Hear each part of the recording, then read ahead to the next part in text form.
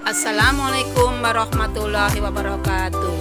Anak-anakku, kami sampaikan tata tertib SMP Muhammadiyah 9 Yogyakarta tahun 2020-2021. Landasan hukumnya yaitu Keputusan Kepala Sekolah SMP Muhammadiyah 9 Yogyakarta tahun 2020 nomor 155. Kemudian ketentuan umum tata tertib ini dibuat untuk sebagai rambu-rambu bagi siswa dalam bersikap, berucap, bertindak, dan melaksanakan kegiatan sehari-hari di sekolah. Tata tertib ini berlandaskan nilai-nilai ajaran Islam yang dianut oleh kita. Bab 3 maksud dan tujuan. Pasal 3 tata tertib ini berlaku di SMP Muhammadiyah 9 Yogyakarta tahun 2021 sebagai rambu-rambu bagi peserta didik, dan di pasal 4 ini agar selalu ada terciptanya iklim dan kultur sekolah, sikap dan tindakan siswa.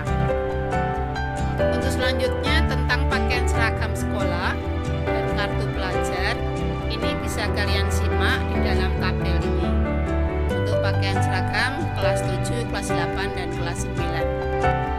Tentang kartu pelajar, ini wajib dimiliki oleh siswa sebagai kartu identitas, dapat digunakan sebagai peminjam buku di perpustakaan, dan berlaku selama peserta didik aktif di SMP Muhammadiyah 9. Selanjutnya tentang ruang lingkup. Tata tertib ini ruang lingkupnya adalah tentang upacara bendera, waktu pembelajaran ekstrakurikuler, MPLS, pengabdian sosial, mulis, pakaian sekolah, kartu pelajar, penggunaan kendaraan, sikap religius, perilaku sopan santun, semangat kebangsaan, larangan, penghargaan, dan sanksi. Selanjutnya tentang rambut, kuku, make up, dan aksesoris. Untuk laki-laki, rambut tidak boleh panjang, ditata rapi, dan tidak boleh di skin. Untuk perempuan, rambut tidak disemir, kemudian diikat ke dalam, dan tidak menggunakan make up. Untuk selanjutnya tentang masuk sekolah, meninggalkan sekolah, dan izin. Peserta didik hadir maksimal pukul 6.55. Kemudian kalau terlambat kurang dari 10 menit, itulah harus lapor pada piket dan diizinkan masuk. Sedangkan yang lebih dari 10 menit mendapatkan bimbingan konseling. Untuk peserta didik wajib mengikuti pelajaran sampai waktu berakhir.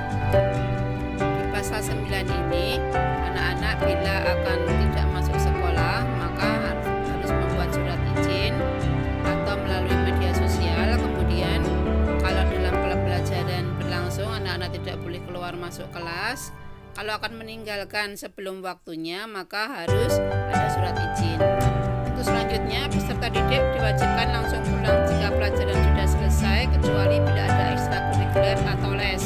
Kemudian pada waktu pulang, peserta didik dilarang duduk-duduk atau nongkrong di pinggir jalan atau di tempat-tempat tertentu. Selanjutnya, untuk mengetahui keberhasilan peserta didik maupun guru, maka ada penilaian tengah semester, penilaian akhir semester, dan penilaian akhir tahun. Adapun syarat mengikuti penilaian tengah semester, penilaian akhir semester, dan penilaian akhir tahun adalah kehadiran minimal 75% dari jumlah jam tatap muka untuk setiap mata pelajaran, sudah memiliki nilai harian, sudah memiliki buku ekstrakurikuler, dan yang terakhir sudah lunas administrasi sekolah. Di pasal 10 ini tentang izin, peserta didik yang tidak masuk sekolah karena alasan tertentu wajib menyampaikan surat pemberitahuan dan disampaikan kepada wali kelas. Kemudian apabila nantinya lebih dari 3 hari, maka harus menyertakan surat dari dokter. Kegiatan akademik di SMP Muhammadiyah 9 dilaksanakan setiap hari Senin sampai dengan hari Jumat. Wajib diikuti oleh siswa dan dimulai dari pukul 7 sampai pukul 15. Nanti diakhiri dengan sholat berjamaah, sholat asar. Kegiatan non-akademik ini adalah kegiatan di luar pembelajaran yang berupa keterampilan. Nanti bersifat seni budaya dan olahraga, dan yang wajib adalah tapak suci dan hizbul waton.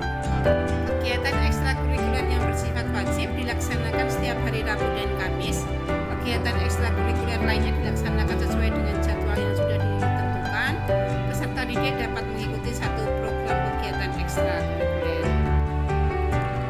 Untuk kegiatan ekstrakurikuler dikoordinasikan oleh seorang koordinator.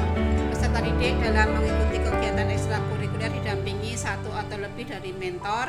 Kemudian dia wajib melakukan presensi, wajib memperoleh penilaian, dan dia wajib mengikuti 2 ekstra wajib dan 1 ekstra pilihan. Kegiatan ekstrakurikuler yang bersifat wajib dilaksanakan setiap hari Rabu dan Kamis.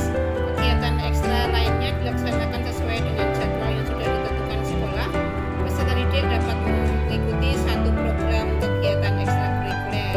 Untuk ibadah dan kegiatan keagamaan wajib mengikuti tadarus di kelas. Kemudian peserta didik kelas 7 dan 8 wajib mengikuti kegiatan Iqra dan Al-Quran. Peserta didik wajib menghafalkan bacaan sholat fardu dan surat-surat pendek. Kemudian setiap peserta didik wajib melaksanakan sholat berjamaah di sekolah. Setiap peserta didik wajib mengikuti pengajian kelas yang dilakukan sekolah termasuk pesantren kilat. Untuk upacara bendera, setiap peserta didik wajib mengikuti upacara bendera di setiap hari Senin dan upacara peringatan hari besar dengan pakaian yang sudah ditentukan oleh sekolah. Untuk selanjutnya pasal 17 tentang organisasi peserta didik, koperasi, dan kantin sekolah.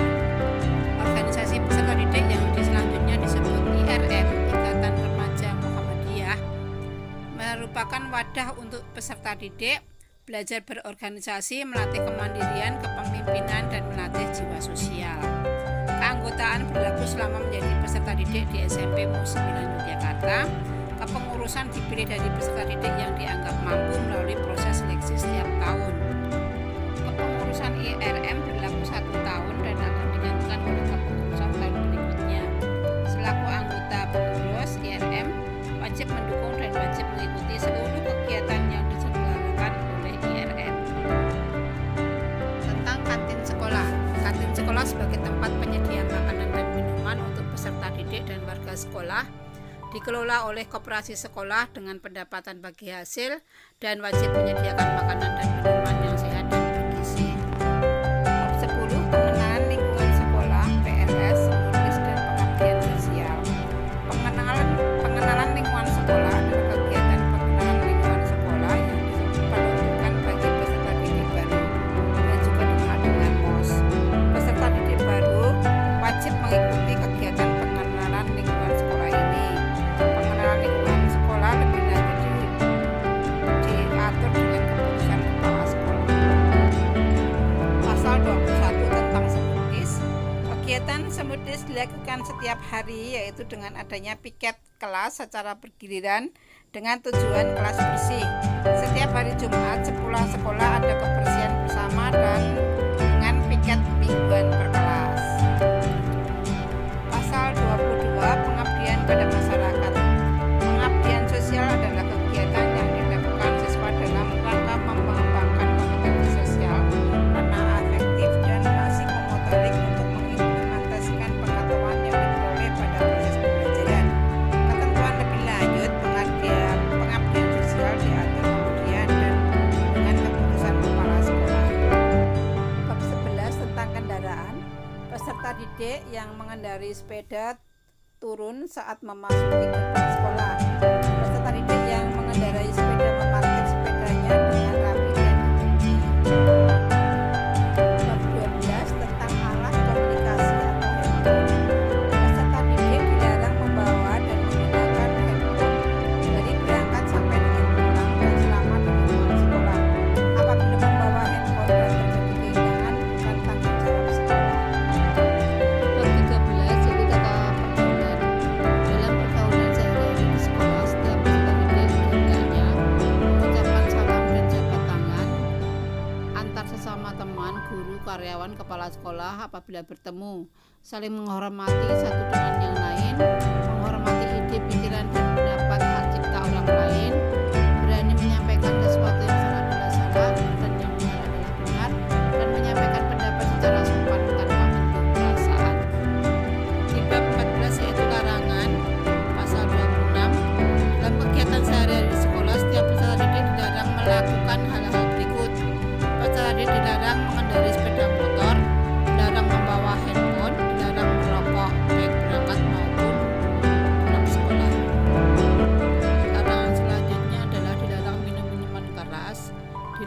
berkelahi baik perorangan maupun berkelompok, dilarang membuang sampah tidak pada tempatnya, dilarang berbicara kotor, dilarang mencoret-coret tembok dan barang-barang lainnya, dilarang membawa barang-barang yang tidak ada hubungannya dengan tugas sekolah.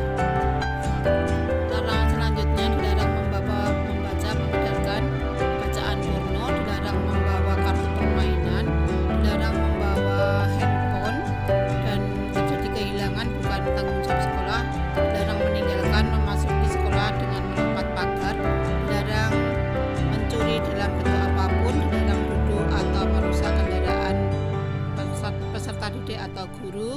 Peserta didik dilarang menerima atau menemui tamu tanpa sepengetahuan guru piket. Bab 15 yaitu pelaksanaan pembinaan dan penelitian dan peserta didik. Peserta didik yang melanggar ketentuan yang tercantum di atas akan dikenakan sanksi, yaitu yang pertama teguran lisan, kedua teguran tertulis, ketiga membuat pernyataan peserta didik, keempat mendapatkan sanksi yaitu penugasan tertulis maupun tidak tertulis dan denda. Sanksi selanjutnya yaitu pemanggilan orang tua hingga 3 kali disertai surat pernyataan bermeterai, ketujuh skorsing, dan ke-8 pelanggaran berat kriminal asusila dan nafsa akan disidang oleh Dewan Guru dan dikembalikan ke orang tua wali.